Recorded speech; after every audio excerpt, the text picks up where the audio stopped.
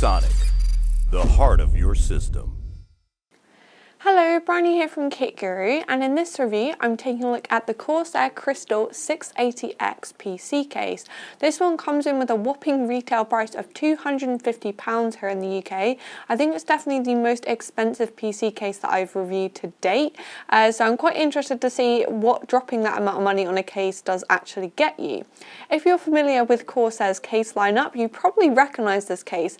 It does look very similar to the Micro ATX 280X that they released in the summer of last year, and this is basically a full-size version, and it is a much larger case. It has a very big footprint, it's a very chunky case, so if you're going to be putting this one on your desk, you're definitely going to need a lot of space.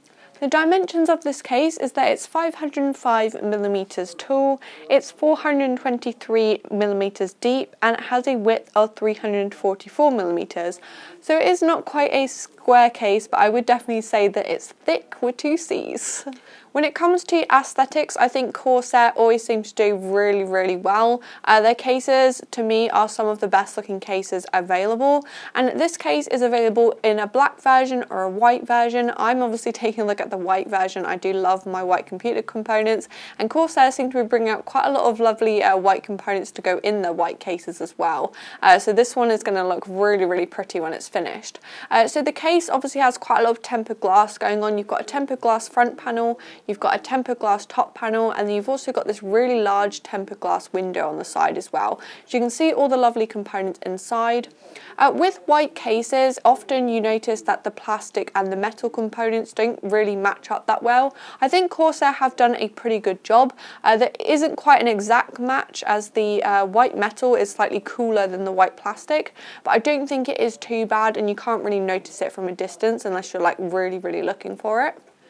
Starting off by taking a look at what's happening up on top of this case, you'll see that it has plenty of USB ports. You've got a USB Type-C 3.1 Gen 2 port. I think this is probably the first case I've seen with this connector on, and I'm really happy because obviously USB-C is very common now, and obviously case manufacturers are starting to get the message and start putting them on the cases.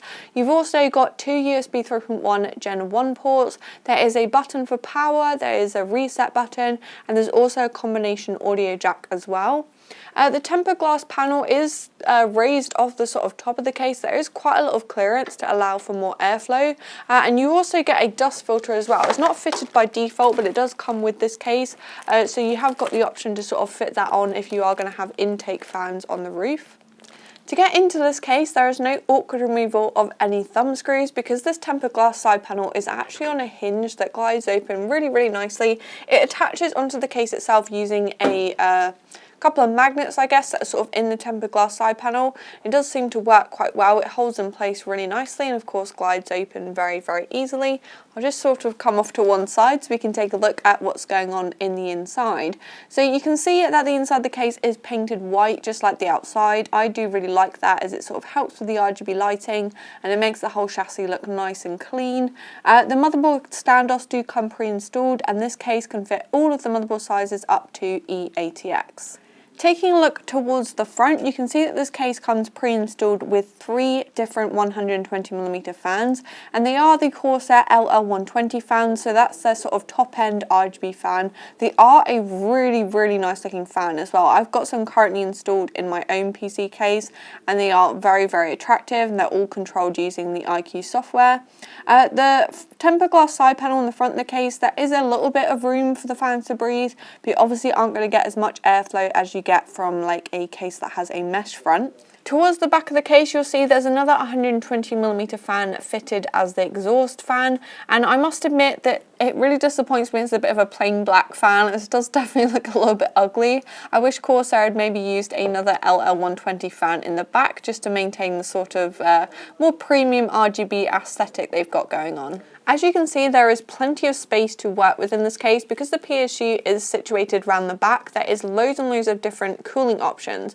So up top you can have two 120 or two 140mm fans. You can have a 120 or 140mm fan in the rear. You can have two 120 or 240mm fans in the bottom, and you can have 3 120 or 2 140mm fans in the front. You've also got loads of radiator mounting options, so you can have 280mm in the top, 120mm in the rear, 280mm on the bottom of the case, or 360mm radiator in the front of the case. On the back of this case, you've got 8 PCIe slots, and then there is a further 2 as well that allow you to mount your GPU vertically. I haven't done that before. It's probably not great for airflow, but I am definitely going to try that one out because I think it does look really cool. As you can see, this case is raised off my desk here with 4 little metal feet, and they've each got a rubber pad on the bottom, so it does grip to the desk reasonably well. Underneath, this gives it good clearance, so it has this removable dust filter that slides out sideways, and it is made of plastic, and it's got this sort of mesh on it. The holes in the mesh are quite large though. They're definitely a lot bigger than the mesh that I've got on my 580X from Corsair, so I am slightly concerned on how they're actually going to manage to handle dust, or whether it will just sort of go straight through them. There is another dust filter as well that's situated on the front of the case. It's slightly more difficult to get to, as you do have to remove a couple of screws, but it is held on with a couple of magnets, and you can still clean all the dust filters in situ. You don't have to sort of play around lifting the case up and things. You can do it reasonably easy. So I've now flipped this case around so we can take a look at its dual chamber design. So this back panel here is made of metal. It's painted really nice white like the rest of the case, and you can see it has got this little extra vent here that allows for a bit of more airflow to the PSU, and it has got this sort of removable magnetic dust filter.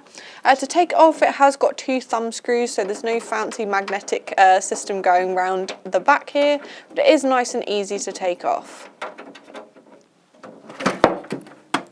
I really do like the idea of having a dual chamber case. So obviously the downside is that you do have a much wider case, so it takes up a lot more space on your desk, but there is so much more room for cable management, because when I had my 580X, I did that build sort of live stream style, and I literally spent hours and hours just cable managing the cables, because the back panel is quite narrow, but also all the cables are on show as well, whereas with this case, you can make the tempered glass side panel side look all pretty, and then just sort of shove the cables behind here, and if you want, you don't even have to manage them.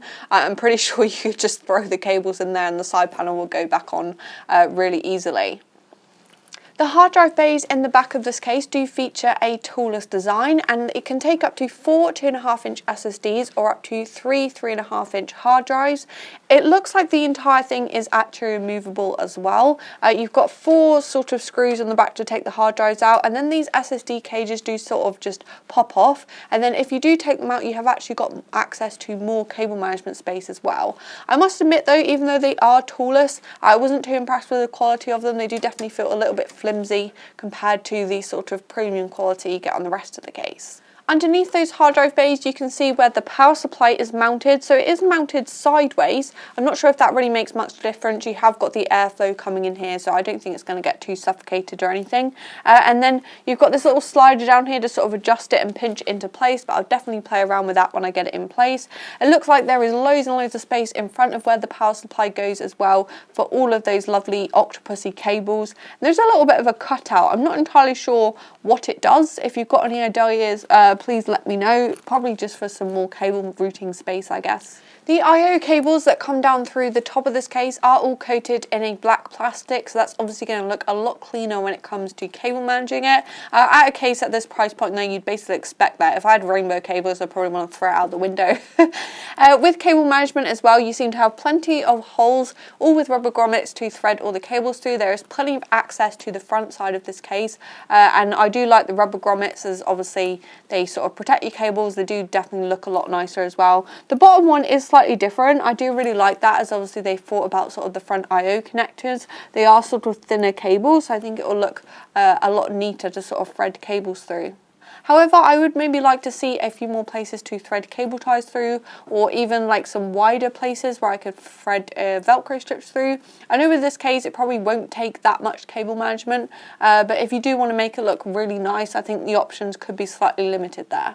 Also with this case you get an included Corsair Node Pro, so that is basically their little fan hub. It's what the LL120 fans connect to, and it controls all of the RGB lighting. You plug it into your motherboard and then it connects up to the iCUE software, and it can sort of sync up with any other Corsair peripherals or RAM or coolers and things that you've got inside the case, and it does add a little bit of value to this case as well.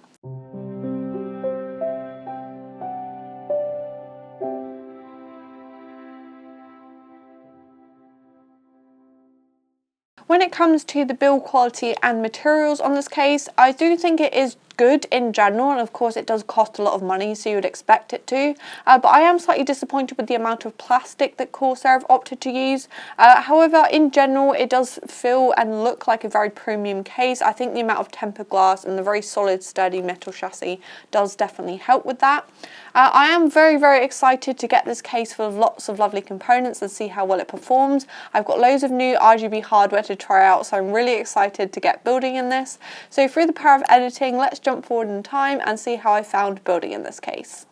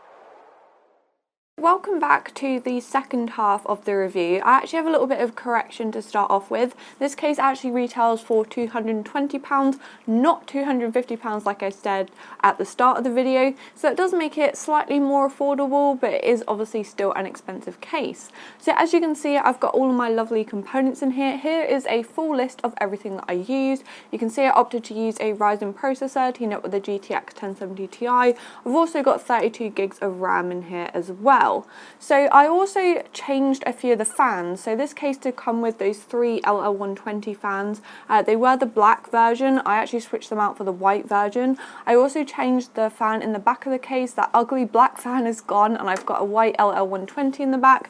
There's 2 further LL120s in the bottom, and then I put a H100i in the roof of the case. So you can see the entire thing is now populated with fans. So there is plenty and plenty of cooling going on, just to make you aware when I sort of go on about the thermals and things. Also, if you have noticed that bottom fan isn't spinning, it's because I ran out of motherboard headers and I didn't have the spare Commander Pro fan controller, so that's why that fan's in there and it looks nice, but that's why it's not spinning. So I'll start off by talking about the aesthetics of the 6ATX now I've got all the components in here, and I must say it does look really pretty now. Those LL120 fans at the front of the case are probably one of like my favourite RGB fans in existence really. They do look really nice, shining out through sort of the tempered glass and things. And the tempered glass, even though I have removed the side panel here so it's not in my face, it does have a nice tint to it as well, so those lights don't shine out too brightly and they're not sort of blinding you while you've got it on your desk next to you. The fans themselves, the RGB lighting, they're plugged into the Corsair Node Pro that does come with the case. It takes up a USB header on your motherboard, and that's how you connect it up to the software. So once you download the iCUE software, which is one of my favourite softwares to use because it is nice and easy and intuitive to use, and it also does a really good job basically because you can sync up all the fans and things with the other components. You plug them in, you set that up, and then obviously you can change all the different effects and things. So I've currently got the rainbow wave mode happening, but there is loads and loads of different effects to choose from, and I think RGB lighting is obviously quite a big feature on this case. When it came to building in this case, in general, I did find it a very easy and pleasant experience. I didn't really have any hiccups along the way. Around the back of the case, the little cardboard box you get that comes with it, you really don't get many extras with this case considering the price. You just get a few cable ties and screws and things. Installing the power supply is a little bit different compared to your standard case because obviously we discussed that it goes around the back and it's sort of on its side, but I found it really easy to do, and obviously the benefit of that is that you have loads and loads of space up the front here to work with. So you can fit a graphics card up to 330mm in length, or you can have a cooler that's up to 180mm deep. I found manoeuvring the motherboard into place really easy because of course there is loads of space to get your hands in and things, and also fitting the cooler in the top was pretty straightforward as well. As you saw sort of in the little montage I did fit the 8-pin connectors before I put the radiator into place, but it doesn't really overlap the motherboard too much, so I think you probably still could get the 8-pin connector if it was something that you happen to forget. While I was installing that radiator and those fans, I did find it really straightforward to do because you do have the sort of like removable mounting brackets at the front and on the top of the case. So I simply sort of unscrewed the 2 little screws, you take the actual mounting bracket out on the desk, and then you can screw the fans in really easily. You're sort of like pushing down the desk so it's easy to do, you're not sort of leaning in over the case at a really awkward angle and things, so I do think that is a nice little feature on this case. In the end, I did decide to vertically mount my GPU, as you can see here, and I'm surprised it doesn't actually look too saggy really considering. However, I realised how disgustingly cream this graphics card looks compared to the really white components in this case. For some reason the back plate is quite white, but underneath on this graphics card it just looks really yellow and really quite horrible, so I am tempted to flip it back. However, I did sort of stick with it just for the purpose of the review. So the graphics card that I've got mounted in here uses the 2 PCIe slots on the back of the case. It was really easy to install. However, because there is only the option of like 2 slots, you obviously can't fit a really thick triple slot card. So like the RTX card from EVGA, that 2080, that is like a really fat card, and it's really quite heavy as well. I honestly wouldn't want to mount anything that's heavier or bigger than the graphics card that I'm using, because even though it doesn't really sag too badly, I can imagine it probably putting quite a lot of strain on the card, considering this mounting bracket that comes with the case doesn't really have much support. So I've now flipped the case around so we can take a look at what's going on behind the scenes. As you can tell, I didn't really try too hard with the cable management. You could say I was taking advantage of the thick case really. You really don't need to do that much. It simply took a couple of cable ties and then the side panel goes on really easily. To be honest, I didn't even need to bother with the cable ties. I probably could have just kind of shoved the cables in there and it would have gone back on anyway. So even though I mentioned that there weren't really that many holes to thread cable ties through, you don't really need them anyway. When it came to the routing options, there is lots of really good places to thread cables through to the front of the case. So the places to thread the fan cables through are really thought out and things, and obviously you've got loads and loads of rubber grommets and things, so I had no problems accessing the other side of the case to thread cables through to get to the motherboard and things. When it came to installing the hard drive, it was very simple to do because of the toolless design. However, I do wish maybe the SSD cage and the hard drive cages were separate. So I removed the extra SSD cages off the top so I had more space to route cables, but I'm not using any hard drives, so I would have quite liked to remove this just to make even more space around the back here, but because I'm using an SSD, I do need to sort of mount it onto something, so I've left the hard drive tray in there. So just to warn you, you can't have SSDs without the hard drive cage in there. However, I imagine probably most people now will be using an M.2 drive, in which case you're probably going to have an M.2 drive and hard drives for extra storage or something anyway. So of course the 6ATX does look very lovely, but it also does have to perform as a case as well. So the LL120 fans that come with this case, you get 3 of them included, and I am really happy that Corsair decided to include them because it does make this case seem slightly less expensive, because if you were to buy 3 of their fans on their own, they do cost £70 for a set of 3, so that essentially makes the chassis on this case £150, so that makes it slightly less painful, I guess, if you think about it that way. Unfortunately though, even though the fans are really attractive to look at, they aren't really the quietest fans, and also the design of this case as well means that you really do have audible fan noise all the time. So the vents and things, it's quite an open case, so it doesn't really do anything to dampen the noise. So while idle, I took a reading of 41 decibels, and then when the PC was under load while I was doing my stress testing and while I was sort of playing games and things, I did notice the fan noise peak at 45.2 decibels. So for a lot of people that isn't going to be annoying. When I had a headset on, I couldn't really hear it. However, if you're someone that's after a silent case and you really don't like hearing lots of fan noise, then I don't think the 6ATX is going to be for you. When it comes to cooling performance, I guess I did sort of test this case in a way, because by mounting my GPU vertically, it probably is going to run a little bit warmer than it would normally. However, the CPU is water cooled with that all-in-one cooler, so I guess it probably has it a little bit easier, so in a way it sort of balances out. So what I found is that while idle, the GPU and CPU run about 10-15 degrees above ambient temperature, so I don't think that's too bad. It's pretty much average, pretty much as expected.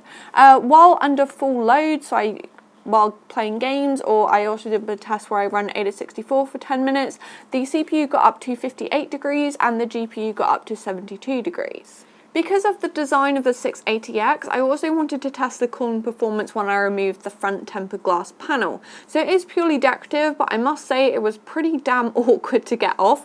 You have to take off 3 screws from inside the case here, and then you also pop off the other plastic panel, and then there's 4 other screws to take off from that side, and then you can finally take the entire thing off. The dust filter does actually stay in place, also is separate from that front panel when you do remove it. So what I found is that the CPU ran about 2 degrees cooler with that panel removed while idle, and the GPU ran about 6 degrees cooler while idle, so there obviously is a difference in the airflow. While it was under load, I found that the CPU actually stayed the same temperature under load as it did with the front panel on, so it stayed at 58 degrees, whereas the GPU did actually run 4 degrees cooler as well. So that tempered glass side panel does actually have an effect on the cooling performance of this case. I don't think it's too much of a problem. The There isn't a huge temperature difference. However, if you are someone that's after sort of like the best performance from a case, then I don't think the 680X is for you, because obviously the components that I've used are sort of a mid to high-end PC. They're not hugely powerful components that are creating loads of heat. I haven't overclocked them or anything. So if you are someone that is purely after the best performance, best sort of airflow and things, then the 680X probably has more of a focus on aesthetics than performance. So overall, what do I think of the 680X from Corsair? I must say that I do actually really like this case. It has a lot of space to fit lots of lovely RGB hardware. It is very easy to build in as well. It's very attractive to look at, and it is also a well-built case. It does have a high level of build quality as well. However, when it comes to performance, it isn't really bad. However, it's not really that good either. And I think that is the problem in this case, is that it really lacks a wow factor, and at £220 I do think is quite expensive. However, if you are someone that really likes the aesthetics of this case, obviously it is a little bit different. I think if you do opt to buy the case and you're not really put off by the expensive price tag, I certainly don't think you're going to be disappointed. If you like this video from KitGuru, make sure to give it a thumbs up. If you'd like to see more from KitGuru, make sure to hit the subscribe button, and also remember to press that little bell icon as well, and you'll get a notification every time a new video goes live.